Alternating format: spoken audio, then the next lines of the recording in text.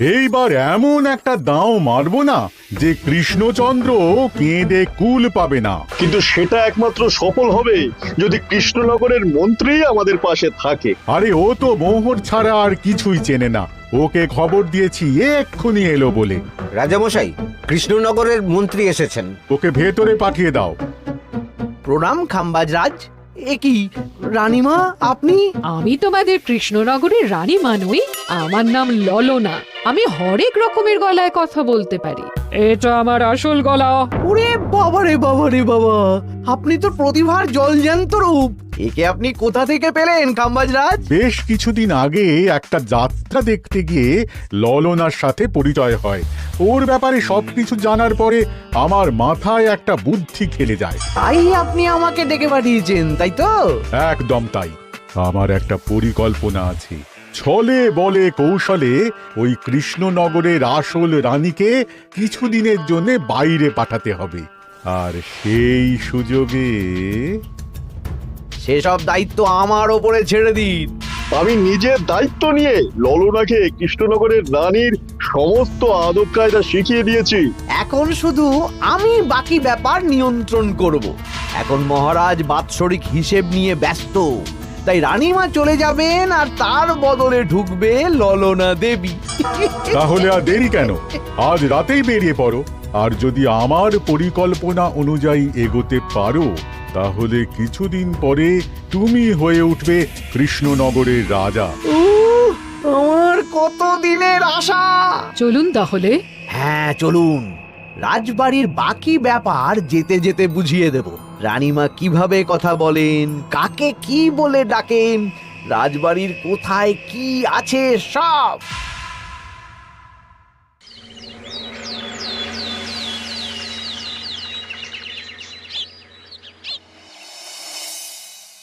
কি গো গিন্নি, জ্বরটা নেমেছে? এই জ্বরটা কমেছে, কিন্তু শরীরটা খুব দুর্বল গো। তুমি পারলে ভাতটা রান্না করে রাজবাড়ি যাও, আমি বেলার দিকে এই কিছু একটা তরকারি করব। না না গিন্নি, তোমাকে এই শরীরে রান্না করতে হবে না। আমি তরকারির সবজি কুটে রাখছি। হ্যাঁ, ওই পুটির মাকে বলে রাখবো, ও এসে রান্না করে দেবে। তাহলে তো ভালোই হয়, জ্বরে একেবারে শরীরটা দুর্বল করে দিয়েছে গো। হ্যাঁ, তুমি বিশ্রাম নাও গিন্নি, আমি রান্নাঘরে যাই। কি গোপাল আজকে এখনো এলো না? ও কোনোদিন সময় এসেছে মহারাজ? ওকে তাড়িয়ে আপনি একটা কাককে রাজসভায় রাখলেও সে সময়ে আসবে। না, আসলে গোপালের গিন্নির খুব জ্বর, আমি দেখে এসেছি। তাই হয়তো ওর গিন্নির সেবা শুশ্রূষা করতে গিয়ে গোপালের দেরি হচ্ছে। তোমাকে আর গোপালের হয়ে কাসুন্দি গাইতে হবে না। এই তোমরা থামো তো। একটু দেরি হয়ে গেল মহারাজ। আসলে গিন্নির খুব জ্বর, তাই কিছুটা রান্না করে এলাম। আচ্ছা আচ্ছা আচ্ছা, তা এখন তোমার গিন্নির শরীর কেমন আছে? আগের থেকে ভালো আছে মহারাজ, জ্বরটা কমেছে, কিন্তু শরীর খুব দুর্বল। বেশ বেশ, একটু যত্ন আত্তি করো। যাই হোক, আজকে সারা বছরের খরচের হিসেব আর আগামী অর্থনৈতিক বছরের প্রকল্প নিয়ে আলোচনা হবে। আলোচনা শুরু করা হোক। বিগত অর্থনৈতিক বছরে বিভিন্ন খাতে মোট খরচ হয়েছে 15,700 মোহর, আর বিভিন্ন কর বাবদ উপার্জন হয়েছে 22,000 মোহর। তাহলে তো মহারাজ ভালোই লাভ হয়েছে। এবার আমাদের দিকে একটু নয়ন মেলে তাকালেই হয়। সেসব তো দেখবই, কিন্তু তার আগে আমি মন্ত্রীর সাথে বিগত বছরের সব খরচ নিয়ে হিসেবে বসবো। হ্যাঁ, বেশিরভাগ দায়িত্ব তো মন্ত্রীমশাইয়ের কাঁধেই থাকে, তাই উনি কোনো হিসেবে জল দিয়েছেন কিনা সেটাও পরখ করে নেওয়া যাবে। এত কাজের চাপ যাচ্ছে কদিন, শান্তিতে ঘুমোতেও পারছি না। মন্ত্রী, তুমি আজ বিকেলে রাজবাড়িতে চলে এসো, বিগত অর্থনৈতিক বছরের হিসেবগুলো একবার দুজনে বসে মিলিয়ে নেব। আচ্ছা মহারাজ, যা করার তাড়াতাড়ি করে নিতে হবে। এখন দেরি করলেই এই বছরের প্রকল্পগুলো শুরু করতে দেরি হয়ে যাবে। মহারাজের জয় হোক। বলো প্রহরী, তুমি কি কিছু বলবে? মহারাজ, একজন কালো চাদর মুড়ি দেওয়ার লোক এলেন আর আমার হাতে এই চিঠিটা ধরিয়ে দিয়ে চলে গেলেন। এই গরমে চাদর মুড়ি? অদ্ভুত লোকটা, কি রে বাবা? সর্বনাশ! কি হলো? তোমাদের রানীমার জ্যাঠামশাই খুব অসুস্থ, তাই পরিবারের সবার সাথে দেখা করতে চান। ও মা গো, আজ সভা এখানেই শেষ। এইবার শুরু হবে আসল খেলা। কি বলছেন মহারাজ? হ্যাঁ রানী, আমাকে এক্ষুনি জ্যাঠামশাইয়ের কাছে যাওয়ার বন্দোবস্ত করে দিন মহারাজ। কিন্তু রানী, তোমার জ্যাঠামশাইয়ের বাড়ি কৃষ্ণনগর থেকে ঘোড়ার গাড়িতে গেলেও তো 1.5 দিন সময় লেগে যাবে। এদিকে আমার এত কাজের চাপ। আপনি বরং কয়েকদিন পরে আসুন, আমাকে এক্ষুনি যেতে হবে মহারাজ। বেশ বেশ, আমি তোমার যাওয়ার ব্যবস্থা করছি। সাবধানে যেও রানী, আমি 2-3 দিনের মধ্যেই আসছি।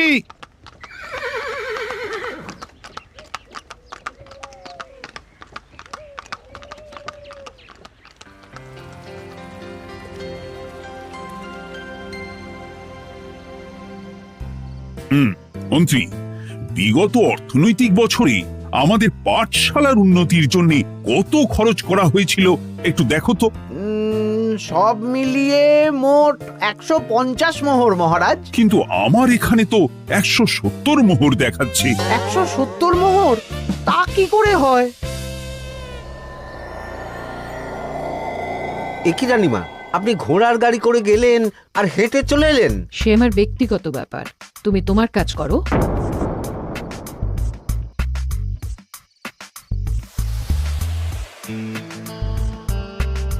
এ কি রানী, তুমি চলে এলে? আমার শরীরটা খুব একটা ভালো লাগছে না মহারাজ, পেটটা কামড়াচ্ছে।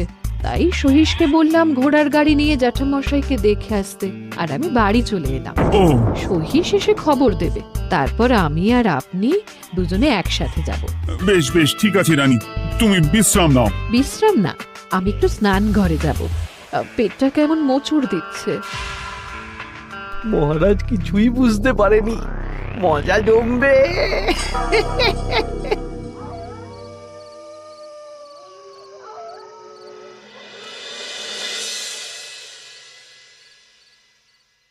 এ কি রানী, তুমি তোমার সব গয়না গাটি বের করছো কেন? আমার আর এই পুরনো নকশার গয়না পছন্দ নয় মহারাজ। ভাবছি কালকে সকালবেলা এই গয়নাগুলো শ্যাকরাকে দিয়ে শহুরে নকশায় নতুন গয়না বানাবো। কিন্তু এগুলো তো তোমার সবই পছন্দের গয়না। কিন্তু মহারাজ, আমি ভেবে দেখলাম এই গয়নাগুলো সবই বড্ড ভারী গয়না। আমি শহুরে আধুনিক নকশার হালকা গয়না পরবো। এমনিতেই জ্যাঠামশাইয়ের শরীরটা ভালো নেই, মনটাও ভালো নেই, ও, পেটটা কেমন মোচড় দিচ্ছে। আমি আরেকবার স্নান ঘরে যাব।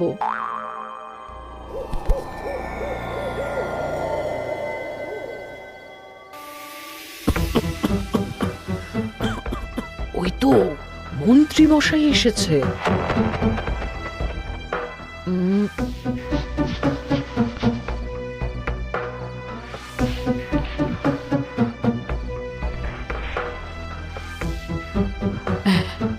এই রাজ্যে গোপাল আমার শত্রু, কালকে থেকে গোপালকে খাটাবে।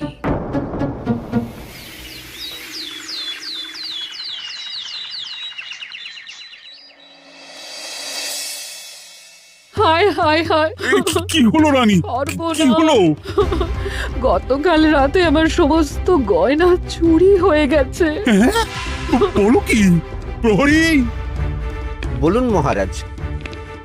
গতকাল রাতে রানীর সব গয়না চুরি হয়ে গেছে। তুমি আরেকজনকে নিয়ে এক্ষুনি খোঁজ করা শুরু করো। যথাজ্ঞা মহারাজ।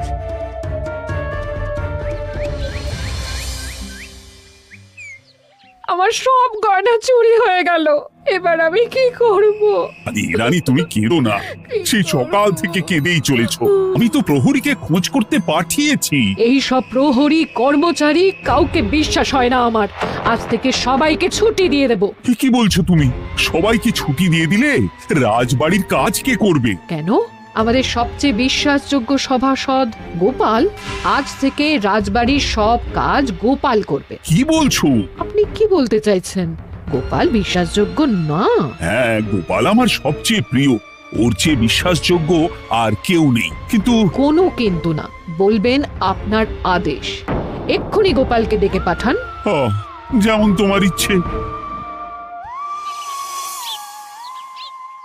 গোপাল, গতকাল রাতে রানীর সব গয়না চুরি হয়ে গেছে, তাও আবার ঘরের ভেতর থেকে। আমি চাই তোমার মতো বিশ্বাসযোগ্য লোকই রাজবাড়ির সমস্ত কাজ করুক।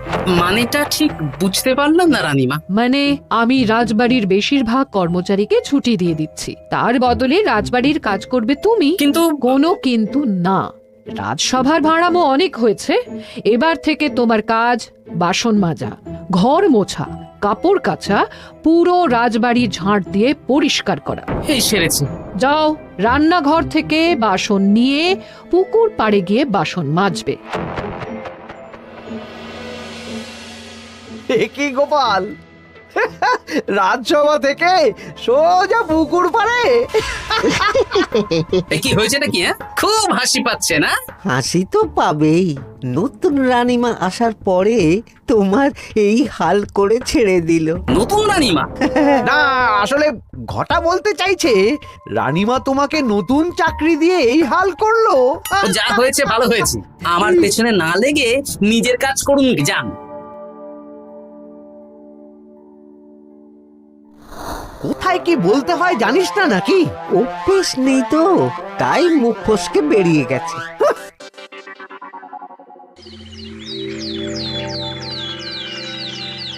রাজ্যে চোরের উপদ্রব বেড়ে গেছে, তাই আমরা কিভাবে চোরের উপদ্রব কমানো যায় সেই নিয়ে আজকে একটা আলোচনা করব।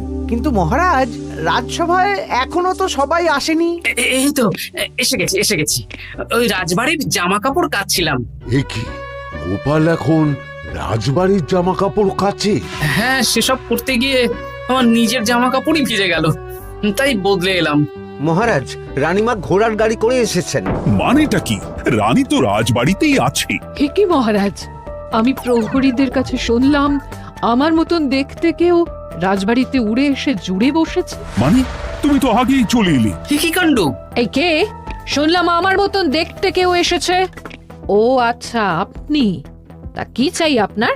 বোঝো কাণ্ড, একরকম দেখতে একরকম গলা, এ বলে আমি আসল, ও বলে আমি। হায় হায় হায়, আসল নকল বোঝাই দায়।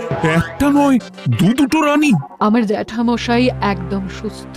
এই মহিলা নিশ্চয়ই ভুয়ো চিঠি দিয়ে নিজের রাজবাড়িতে ঢোকার সুযোগ খুঁজছিল। একদম বাজে কথা বলবেন না। আপনি কে সত্যি করে বলুন। সমস্যা সমস্যা, ঘোর সমস্যা। আমার কোনো পাণ্ডিত্য দিয়ে বুঝতে পারছি না কে আসল আর কে নকল। আমি আসল, বিশ্বাস করুন। আমি তো এই মাত্র এলাম। না, আপনি নকল, আমি আসল। কিভাবে বুঝবো? আমি বলবো মহারাজ, এই যে এই রানী আসল। হ্যাঁ, কিন্তু মন্ত্রীমশাই, আপনি কি করে বুঝলেন? না মানে এই রানীমা তোমার উপরে এত ভরসা করে রাজবাড়ির কাজ করাচ্ছেন, কাউকে বিশ্বাস করেননি, একমাত্র তোমাকে বিশ্বাস করেছেন। এত ভালোবাসা, এত বিশ্বাস কার থাকতে পারে বলো? মানে গোপাল, তুমি রাজবাড়ির কি কাজ করছো? বাসন মাজা, ঘর মোছা, বাগান পরিষ্কার, অনেক কাজ করছি রানীমা। আপনার সব গয়না চুরি হয়ে গেল, তাই কাউকে বিশ্বাস করা যাবে না বলে ওই রানীমা আমাকে কাজে রাখলেন। এই ওই বন্ধ করে একটা উপায় বের করো। বেশ বেশ, আমি ধরে নিচ্ছি দুজনেই আসল। তাই আপনাদের দুজনকে আমি পরীক্ষা নেব, দেখব কে উত্তীর্ণ হন। তাই নাও। আপনারা দুজনেই তো সেনাপতিকে চেনেন, বলুন তো সেনাপতির আসল নাম কি? সনাতন সেন। আচ্ছা, আপনাদের বাপের বাড়ি কোথায়? বিজয়গড়। দূর দূর, গড়গড় করে সবই বলে দিচ্ছে। এভাবে হবে না, অন্য কোনো উপায় ভাবো। বেশ, সেনাপতি তলোয়ার দাও তো। দিচ্ছি। এই নিন, এই তলোয়ার দিয়ে মহারাজকে মেরে ফেলুন। আপনাদের মধ্যে কে মারতে চান বলুন। এসব তুমি কি বলছো গোপাল? মহারাজ আমার পতি পরমেশ্বর, ওনাকে আমি মারতে পারি? আমি স্বপ্নেও ভাবতে পারিনি গোপাল তুমি এই জঘন্য কাজ আমাকে করতে বলবে। আমি নিজের প্রাণের আহুতি দিতে পারি, কিন্তু মহারাজের গায়ে একটা আঁচড়ও দিতে পারবো না। উফ, খাম্বাজরাজ বেছে বেছে এক ধুরন্ধর নারীকে পাঠিয়েছেন, কোনো জবাব নেই। আমি বুঝতে পারছি না মহারাজ, এনাদের হাবভাব, কথাবার্তা, রূপ সবই একরকম। তবে যিনি ঘোড়ার গাড়ি চেপে এখন ফিরলেন, তিনি আসল হলেও হতে পারেন। আমি আসল, বিশ্বাস করুন। বললেই হলো? আসল হলে প্রমাণ করুন। বেশ, আজকে আর মাথায় কিছু আসছে না। আমি কাল আসবো। ততক্ষণ আপনারা দুজনে রাজবাড়ির দুটো ঘরে থাকুন। কি ছকমারিতে পড়লাম রে বাবা।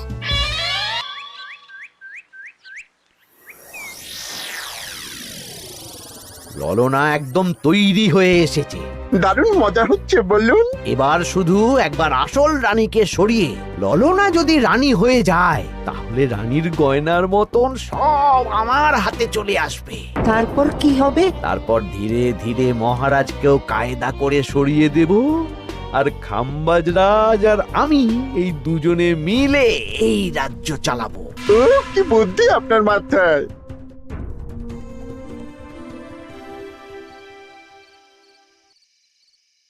বলছি শোনো না, আমার শাড়িটা একটু ছিঁড়ে গেছে গো। তুমি বাজার থেকে কালকে আমার জন্য একটা শাড়ি নিয়ে আসতে পারবে? হ্যাঁ? আচ্ছা বেশ, নিয়ে আসবো শাড়ি। শাড়ি শাড়ি শাড়ি, এই তো মাথায় বুদ্ধি এসেছে। কাল নয়, আজকেই। গোপাল, তুমি কিছু ভাবতে পারলে? মহারাজ, আপনার দুই রানীকে ডাকুন। আমার তো একটাই রানী। ওই হলো মহারাজ, আসল নকল দুজনকেই ডাকুন। কই গো, একটু বাইরে এসো। বলুন মহারাজ, আপনি ডাকছেন? আচ্ছা, আমি দুটো শাড়ি নিয়ে এসেছি, লাল শাড়ি আর নীল শাড়ি। এই দুটোই মন্ত্রপুত শাড়ি, এক সিদ্ধ পুরুষ দিয়েছেন। কে তিনি? না, সেসব এখন বলা যাবে না, তবে এই শাড়ি দুটো একটা একটা করে ওনাদের দিয়ে দিন। এবার আমি এই শাড়ির বিশেষত্ব বলি। হ্যাঁ বলো গোপাল, বলো। আপনারা দুজনেই আজ রাতে এই শাড়িটা পরবেন, সারা রাত পরে থাকবেন। এই শাড়িগুলো 12 হাত মাপের শাড়ি। আগামীকাল সূর্যোদয় হওয়ার পরে যার শাড়ি 4 হাত কমবে সেই হবে আসল রানী। আচ্ছা বেশ, তাহলে তোমরা দুজনেই এই শাড়ি পরে থাক। কাল সকাল সকাল রাজসভা বসবে, তখন তোমাদের শাড়ি গোপালের কাছে জমা দিও। আচ্ছা। আমি যে নকল সেটা বুঝতে দেওয়া যাবে না।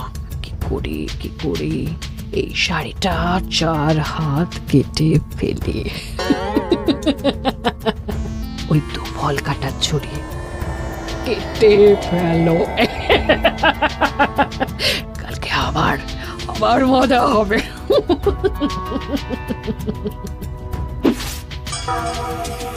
হে ঠাকুর, রক্ষা করো ঠাকুর, আমার শাড়িটা যেন 4 হাত কমে যায়। ঠাকুর রক্ষা করো।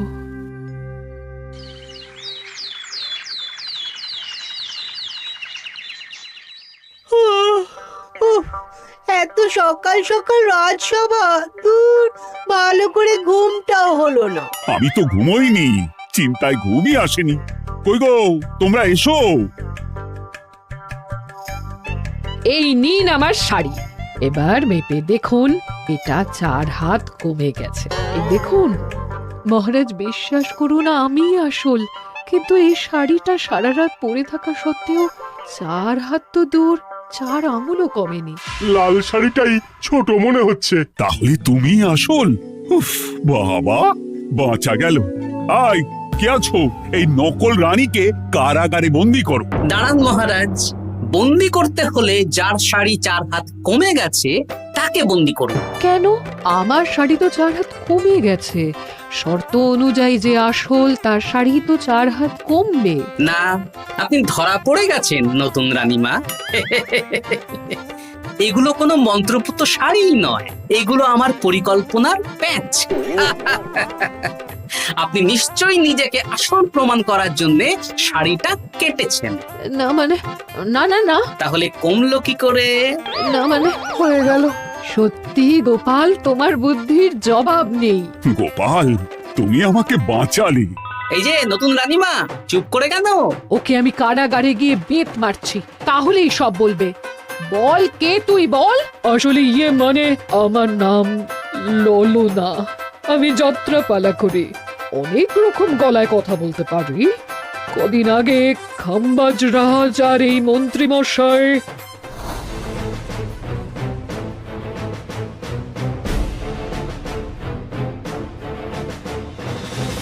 বাহ বাহ বাহ বাহ, এ তো দেখছি ললনার ছলনা।